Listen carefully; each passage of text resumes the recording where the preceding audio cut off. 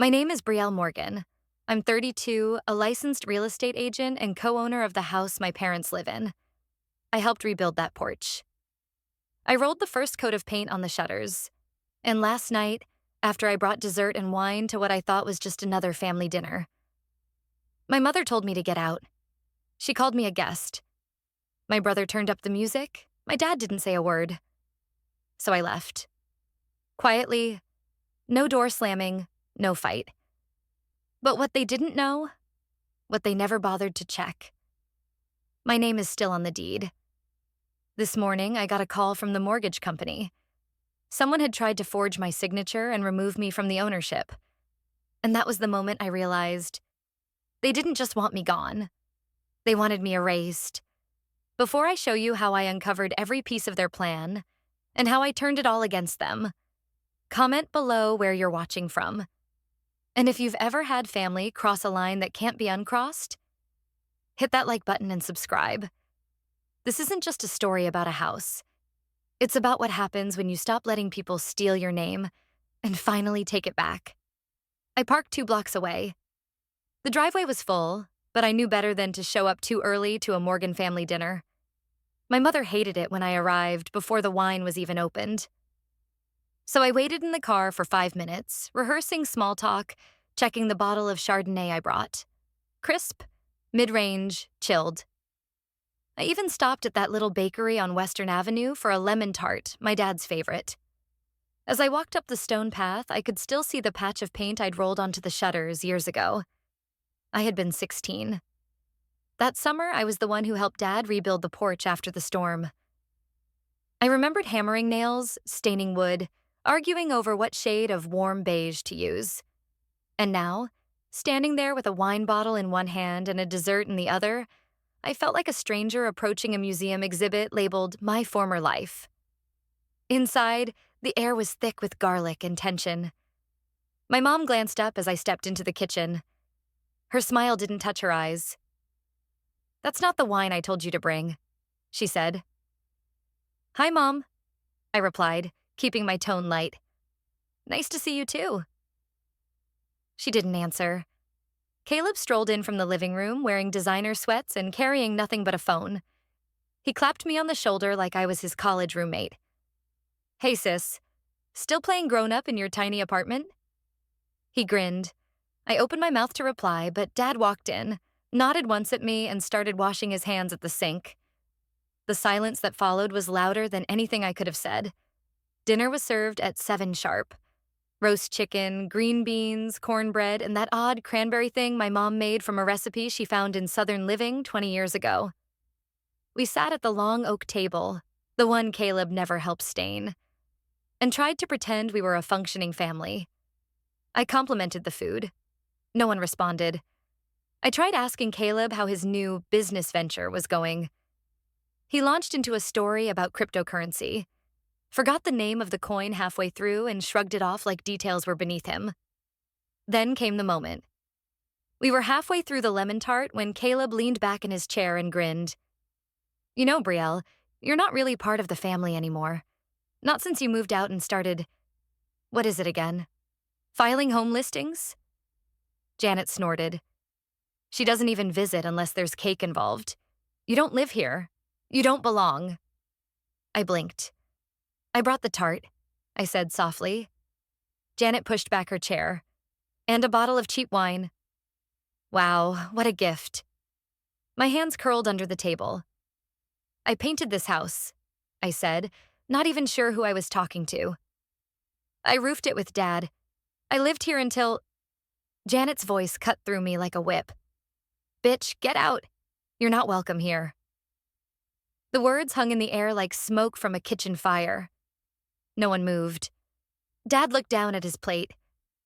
Caleb pulled out his phone and started scrolling, already checked out. Then, unbelievably, he turned on the music. Loud, thumping bass that made the windows tremble.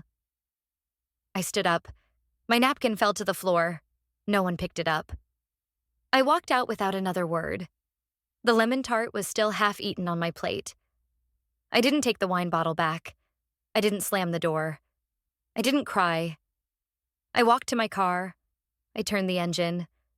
I looked at the house again. The roof, the porch, the paint on the shutters. And I smiled. I left the house I helped build. But they didn't know. My name was still on the deed. I thought I was the one being thrown out. Turns out I was the owner under siege. The morning sun sliced through the blinds of my office window like accusation. I sat at my desk at Claremont Realty, highlighting clauses in a standard duplex agreement, when my phone buzzed. Number unknown, Illinois area code. Hello, this is Brielle Morgan. Good morning, Ms. Morgan, came a woman's voice, polite but clipped. This is Angela Hudson from Redwood Mortgage Services. I'm calling to verify a change request submitted yesterday for the property at 4822 West Oak Hollow Drive. My pen stopped mid-sentence. That was my parents' house. My house. The same house I was shoved out of last night like an intruder. I'm sorry. A what? A change request. Specifically, an application to reissue the mortgage deed under new ownership, removing a co-owner and transferring full title to a single beneficiary. We just need verbal confirmation from all listed parties. I felt my mouth go dry. And who initiated the change? There was a pause. The request came from Ms. Janet Morgan. We received a signature for you, electronically submitted. I didn't sign anything, I said slowly. Ms. Hudson paused again. Then you may want to take a look. I'll email you the documents we received. I hung up and opened my laptop, heart racing. The PDF arrived within seconds. The signature on the co-owner release form looked eerily close to mine. But it wasn't mine. The B curved too wide. The E was always my giveaway. Someone had forged it. I tried calling my mother. Straight to voicemail. Again. Still blocked. I texted Caleb. Did you and Mom file a deed transfer request? His reply came 10 seconds later. LMAO. You're paranoid. Enjoy the drama queen show? I clenched my jaw and dialed a different number. Aunt Karen. Hello? Her voice was dry, cautious. Aunt Karen. Hey, it's Brielle. Long pause. What is it? I just got a call. About the house. Someone tried to transfer ownership using a fake signature. I think Mom and Caleb. She cut in. Brielle, maybe you shouldn't have brought this on yourself. My breath caught. Excuse me. You always had a way of making people uncomfortable. Choices have consequences, sweetie. You mean helping with the down payment? Covering your hip surgery when Mom didn't want to? I snapped. I have to go, she said quickly. Don't call again. She hung up. For a full minute, I sat there staring at my computer screen, hearing only the hum of the office air conditioning. Then I opened the county assessor's website and pulled up the public record for 4822 West Oak Hollow Drive. There it was. The deed from 2016 when I was 24, fresh out of undergrad and dumb enough to believe a family could be forever. Owners, Janet Morgan, Thomas Morgan, Brielle Morgan. Co-ownership.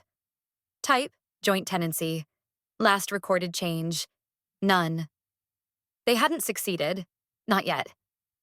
I printed every page, the public deed, the forged request, the email chain.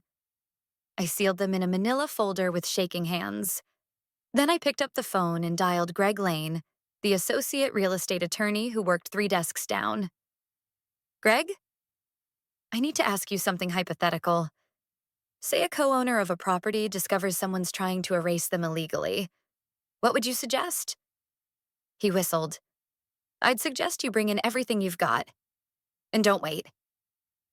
I nodded, though he couldn't see me. Thanks. I'll be by in 10. Before logging off, I paused to glance at the email from the bank one more time. That fake signature. That smug assumption that I wouldn't notice. That I wouldn't fight. If they wanted to erase me, they picked the wrong woman to mess with. Home sweet home, now behind police tape. The yellow tape flapped lightly in the summer wind as if mocking me. Do not cross, it read, in bold black letters. I stepped out of Lena's car, folder in hand, title document clipped neatly on top. The house loomed ahead just as I remembered it. Cream siding, a hanging basket of dead petunias, the porch steps I'd rebuilt with Dad. But today, it wasn't home. It was a crime scene. "Ma'am, you're Brielle Morgan?" the officer asked. He was tall, clean-shaven, with a calm professionalism in his tone. "Badge, Daniels." "Yes, co-owner of this property. I have the papers here," I said, handing him the documents I'd printed from the county records office. He studied them carefully, then nodded. "Your name's still on the deed. You're within your rights to inspect the property. We were dispatched because of a reported disturbance. A neighbor said someone broke in over the weekend and changed the locks. I have reason to believe that someone is my brother," I said plainly. "I have video." Lena stepped forward. She handed Officer Daniels her phone. "Time-stamped. Saturday night. You'll see him come around back with a crowbar." Daniels watched the clip silently, then glanced up at the house. "All right, let's proceed. You'll enter through the front. We'll verify entry and note any visible damage." We walked up together. The neighborhood was unusually quiet for a Monday morning, but I spotted faces behind windows. Mr. Levine from next door, the Harris twins peeking through their curtains. Everyone knew something was up, and I didn't care anymore. As we reached the porch, the door swung open. Caleb stood in the doorway, shirtless, chewing something. Cereal, maybe. His smirk vanished the moment he saw the officer. "What the hell is this?" Officer Daniels spoke evenly. "Sir, are you a resident of this property?" Caleb scoffed. "This is my parents' house. I'm here to assist Ms. Morgan in inspecting the premises. She is a legal co-owner." "You've got to be kidding me," Caleb said, stepping forward. "She doesn't live here. She gave up her right when she ran off."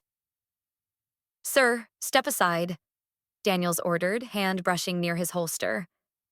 For a moment, I thought Caleb might actually swing, but he didn't. He backed up, muttering under his breath. Inside, the air reeked of cigarette smoke and something sharp. Paint thinner? The back door was splintered near the handle. Someone had forced it open, then replaced the locks. Cheap brass cylinders, not the originals. "I'm documenting this as potential forced entry," Daniels said, snapping photos. "Also logging the video as evidence. You'll want to file a civil injunction as soon as possible." I nodded, my voice steady. "Already have legal counsel. This is the first of many visits." A door creaked upstairs. I looked up, expecting to see her. Janet. But all I heard was a click, the soft pull of a door shutting. No footsteps, no voice. Of course she wouldn't face me. In the living room, the family computer tower was missing, gone from the desk where I used to write school papers. Caleb leaned against the wall, arms crossed. "You gonna accuse me of stealing that too?" he asked. I turned to him. "Not accusing, just documenting. And it's funny, you never cared about that desktop until last week when I started asking questions." He laughed, a single bitter bark. "You think you're some kind of lawyer now?" I stepped forward, not afraid anymore. Number just the rightful co-owner of this house, and everything in it. Which makes this, I gestured around, evidence. I saw Dad then, standing just behind Caleb. He looked tired, smaller than I remembered. He didn't say anything, just met my eyes, then glanced away. "Not even going to ask why I'm here?" I said, loud enough for both of them. Thomas opened his mouth, but no words came out. Then he turned his back and walked toward the kitchen. That was his answer. Officer Daniels handed me a copy of the incident report. "You've got what you need to file. Be careful and don't return alone." "I won't," I said, taking the paperwork. "Next time, I'll bring more than video." As we walked back outside, I looked at Lena. She gave me a slow, deliberate nod. The house stood behind us, silent, bruised, but still mine. The locks would be changed, but I was about to unlock everything they tried to bury. They deleted the files, but forgot I trained the intern who could recover them. Eric didn't say a word when I walked into his office. He just turned the monitor toward me, eyes flickering between cautious and impressed. The hum of the server behind him filled the silence like a slow drum roll. "I got in," he finally said. "Took some effort, but the data's still there. They didn't overwrite the drives properly." On the screen was a spreadsheet named Projected Ownership Realignment.xlsx. I leaned in. My pulse quickened. He clicked open the file. Dozens of rows lined with financial estimates, property titles, and timeline annotations, all centered on our family home. But the one thing that jumped out instantly was a row at the bottom. My name, Brielle Morgan, co-owner, status redacted. Next to it, in glaring red, someone had crossed out my name with a thick strike-through and added, "Transfer full title to CM." "You're sure this wasn't just a template or a joke?" I asked, though I already knew the answer. Eric shook his head. "There's metadata tied to both the document and the user profile. It was last edited by J. Morgan admin. That matches the login I pulled from the registry. Also," he opened an email folder. A recovered message glowed on the screen. From janet.morgan.family@gmail.com to caleb.morgan89@hotmail.com. Subject, timing. "Once it's all in your name, we'll cut her off entirely. She'll have no recourse if the deed's processed fast enough. I've already prepared the form. Just make sure the notary doesn't flinch." I stared at the screen. Every letter was a blow, every line a quiet confirmation that I had never been paranoid. Just uninvited to the conspiracy. "Eric, can you timestamp these files?" I asked. "Already done. I'll send you the forensics report in 2 formats. Want screenshots too?" "Yes, and mirror copies. Thumb drive, PDF, encrypted cloud, the works." He handed me a USB key. "This should hold up in court." On the way out, I stopped and turned. "Eric, thank you, really." He gave a half smile. "Honestly, they were sloppy. You'd be surprised how many people forget deleted doesn't mean gone." Back at Lena's place, the living room had transformed into a makeshift war room. Post-it notes littered the walls, legal pads stacked high with timelines and quotes.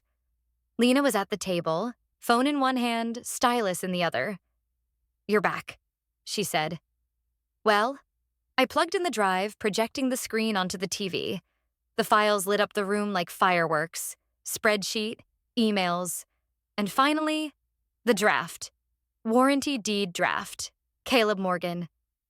My name sat there, forged in heavy cursive. Slightly slanted, too clean. The signature mimicked my old driver's license copy, the one that went missing from my drawer last Thanksgiving. Lena leaned forward. "Jesus, they really did it." I nodded, swallowing hard. They didn't just try to erase me, they rehearsed it. We took screenshots of every page, every tab, then sent a complete folder to Mr. DeWitt, the attorney I'd retained through my firm. He replied within minutes. "This qualifies as signature fraud and unauthorized ownership manipulation. I'll prepare a cease and desist and injunction filing immediately. Stay quiet for now." But I wasn't planning to stay quiet much longer. I opened the blogging platform I hadn't touched since college. The draft section still held poems and real estate tips. I opened a new post. Titled it simply, "When Your Family Tries to Steal What You Built." I typed fast. Not an exposé. Not yet. Just emotion. Just truth. Not naming names. But when the moment came, I'd make it public. Sunlight poured in through Lena's window. It fell directly onto the stack of documents sitting by the armrest. My proof, my receipts, my story. I picked up the forged deed and held it to the light. Thin paper, easily torn, but now engraved into my timeline. They planned to erase me on paper. I was about to engrave the truth in court. I wasn't invited to the family barbecue, but I brought subpoenas instead of soda. The smell of grilled ribs hit me before I reached the gate. Laughter spilled over the fence, easy and unburdened. The Morgan annual BBQ was in full swing, with folding chairs circling the backyard and tiki torches burning into the early evening haze. I hadn't been invited, but I was no longer waiting for an invitation to claim what was mine. In my hands was a heavy red folder, embossed with gold lettering, Morgan V. Morgan Exhibit Package. I stepped through the gate, unbothered by the sharp turns of a few heads. Lena trailed behind me, calm as ever, phone in hand in case things turned. Caleb was standing on the makeshift patio stage, holding a red Solo cup and basking in his usual self-importance. "Anyway, we're just grateful for family," he was saying, "and for the house that's brought us together all these years." I walked right up to the picnic table in front of the grill and placed the red folder square in the center. "Since I'm not welcome at the table," I said loud enough for the closest group to turn, "I'll just place this here." Silence. All eyes shifted from me to the folder. Janet's smile froze. Caleb blinked like I'd just walked out of a grave. "Thomas?" He stayed rooted in his chair, jaw tight. "I know this gathering is meant to celebrate family," I continued, "so I thought I'd contribute something of my own." I unzipped the folder, pulled out the spreadsheet printout first, then the email. I read aloud, "Once it's all in your name, we'll cut her off entirely." Murmurs rippled. One of the cousins stopped chewing mid-bite. A few aunts looked at each other. I laid the email flat on the table, then held up the draft of the forged deed, my name written in a signature I never made. "I trusted this family," I said, voice steady. "I gave money, time, and trust. And in return, you plotted to erase me?" Aunt Karen pushed through the crowd. She looked pale, one hand trembling as she reached for the edge of the table. Her eyes went from the documents to Janet. "You used us," she whispered. "All of us. She gave me money when I had nothing, and you made me feel guilty for it." Janet's jaw clenched. "Karen, not here." "No," I said firmly. "Here's exactly right." Two relatives, June and Malcolm, stood to the side, arms crossed, watching carefully. Observers, not yet allies, but no longer silent. Thomas rose slowly, as if the weight of what had just landed on the table was pressing him down. His knees buckled, and he slumped into a chair. "This isn't—" He didn't finish the sentence. Janet reached forward, trying to yank the email out from under my hand. I didn't move. "That's now public evidence," I said louder. "Touch it again, and you'll be trespassing federal law." Janet pulled back. Her face was pale. Her shoulders hunched slightly, no longer the queen bee of suburbia. The crowd hadn't moved, but the silence had shifted. This wasn't my humiliation anymore. It was their reckoning. I slid a second folder across the table toward her. "One copy for you. And one already with my lawyer. See you in court." Janet's smile vanished, but mine had just begun. They kicked me out like I was disposable. Now the court kicked them out for real. The courtroom smelled like cheap carpet and recycled air. But in that space, dry and airless, justice finally breathed. Judge Morales' voice was steady, almost impersonal, but her words hit like a thunderclap. "After review of the submitted evidence, including forged documents, unauthorized correspondence, and clear intent to defraud, ownership of the property remains solely with Ms. Brielle Morgan. All opposing claims are invalid." I sat still. I didn't smile. I didn't cry. I just exhaled, softly. Caleb was 3 chairs away, face blotched red, breathing hard through his nose like a child told he couldn't keep his toys. Janet hadn't moved since the ruling began. Arms folded, lips drawn tight, her face a mask of cold disbelief. "Mr. Caleb Morgan and Mrs. Janet Morgan are hereby ordered to vacate the premises within 7 days. Any attempt to remain on the property will be considered trespassing under Illinois law." My attorney, Patterson, leaned toward me. "That's it. It's over." I nodded. Not because it was over, but because I'd just gotten the final word. And it wasn't screamed at a dinner table or whispered behind my back. It was written in legal ink. As we left the courthouse, I passed my father, sitting in the hallway. Thomas looked older than I remembered. hands trembling as he opened his mouth to say something. I didn't stop. Later, his email reached me. 4 paragraphs of apologies, excuses, and that final line. I hope we can reconcile. I replied only once. This is not reconciliation. It's consequence. That night, I drove alone to the house. The locks had been changed 2 days ago by court order. It was quiet when I turned the key. No voices, no laughter, no stares across the dinner table. Just silence and the faint hum of the refrigerator I once helped install. I walked into the living room. The couch was gone. Caleb's doing probably. But in the corner was a box I hadn't seen in years. Letters from my mother. Most unopened. I didn't read them. One by one, I tossed them into the fireplace, striking a match. The flames were small at first, like the insults that chipped away at me over the years. But then they grew, bright and honest. When the last letter turned to ash, I unfolded something else I'd carried for years. An old map. The design I'd drawn in college, for a real estate office built by women. For women. It was smudged, a little yellowed. But it was mine. I didn't need the Morgan house anymore. I didn't need their name or their dinner tables or their rules. They thought home was a place. I learned it's who you are when no one owns you anymore. The house she helped build became a battlefield, not with fists or screams, but with silence, signatures, and a woman who refused to be erased. They kicked her out as if she were nothing. But when the court spoke, it did so not in rage, but in reason.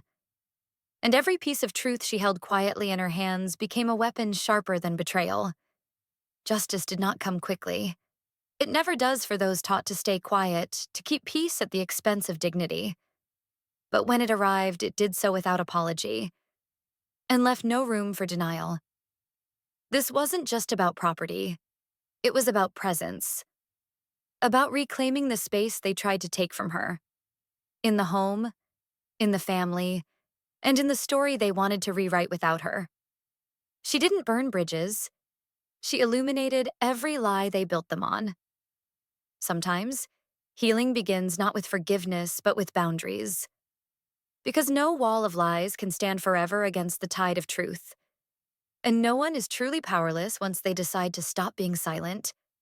If this story reminded you of something you've lived through, a betrayal that wore the mask of love, a silence that said more than words, or a moment when you finally stopped apologizing for standing your ground, I want to hear from you. Drop your story in the comments. You never know who might read it and feel less alone.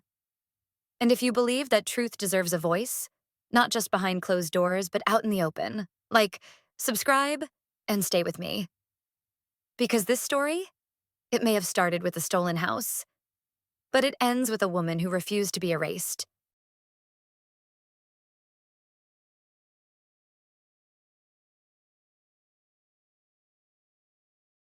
I'm Sienna Clark. I'm 34 years old. Last month, I canceled a $12,000 client meeting just to show up for a family vacation, only to find out I wasn't even on the guest list. Not forgotten. Just omitted.